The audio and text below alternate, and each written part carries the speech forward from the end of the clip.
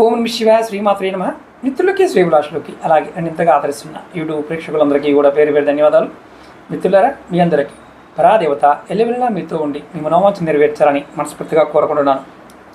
ఈ షార్ట్ వీడియోలో ఇంతకుముందు చెప్పిన వీడియోలో హతజోడి గురించి లాభాలు పెట్టుకుంటే మీకు కలిగే అదృష్టం ఏంటో తెలియచేస్తానని చెప్పాను.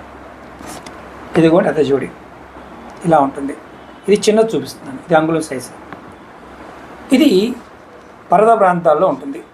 హిమాలయాల్లో కానీ, వింధ్య సాత్పుర పర్వత ప్రాంతాలు, పడమటి కనులు, కొన్ని తూర్పు కనుల ప్రాంతంలో కూడా ఈ మొక్కలు లభిస్తాయి. భూమి మీదకి వర్షం దిగే ప్రదేశం అంటే 2500 అడుగుల నుండి 3000 అడుగుల మధ్య భాగంలో ఈ మొక్కలు కనిపిస్తాయి, చాలా అరుదుగా. వీటిని సేకరించడానికి గురి పుష్యమి, రవి పుష్యమి, ఆదివారం, అమావాస్య ఈ 3 తిథులు మాత్రమే శ్రేష్టమైనవి.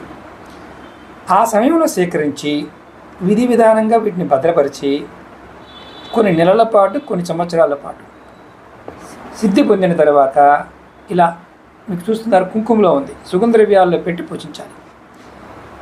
హతజోడి పెట్టుకోవడం వల్ల కలిగే లాభం, ఎవరికైనా సరే గ్రహదోషాలతో బాధపడుతూ ఉంటే అందులో పాపగ్రహాలు రాహువు, కేతువు, శని, కుజుడు, వీటి దోషమున్న తొలగింపబడుతుంది.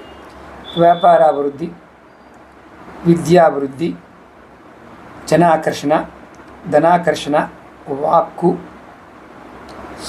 జ్యోతిష్యము, తంత్రము, మంత్రము ఇలాంటివి నేర్చుకునే వారికి ఇది రామబాణంలో పనిచేస్తుంది. అలాగే కుటుంబ సభ్యులు భార్యాభర్తల మధ్య గొడవలు అయ్యి విడిపోయేదాకా వెళ్ళిన వారి కలవడానికి ఉపయోగపడుతుంది. చిన్న వ్యాపారమైనా పెద్ద వ్యాపారమైనా ఏదైనా సరే హతజోడి పెట్టుకోవడం వల్ల ఫలితం ఉంటుంది. అలాగే ముఖ్యంగా ఎవరైనా సరే మీకు దుష్టగ్రహ బాధలతో బాధపడుతున్నాము అనుకునేవారు హతజోడిని ఇంట్లో పెట్టుకొని పూజ చేయడం వల్ల బాధలు తొలుగుతాయి.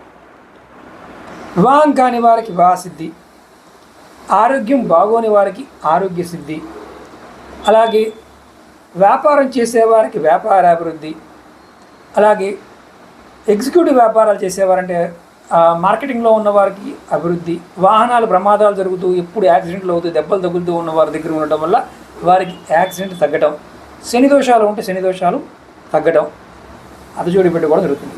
హతజోడి కాళికాదేవి స్వరూపం, చండీ స్వరూపం, దుర్గా స్వరూపం, పార్వతీ స్వరూపం, లక్ష్మీ స్వరూపం, ఇలా సకల శక్తుల యొక్క స్వరూపంగా వారిని ఆరాధిస్తారు. ఎవరైనా సరే ఈ సమయాన్ని వినియోగించుకొని పెట్టుకోవడం ప్రయత్నించండి.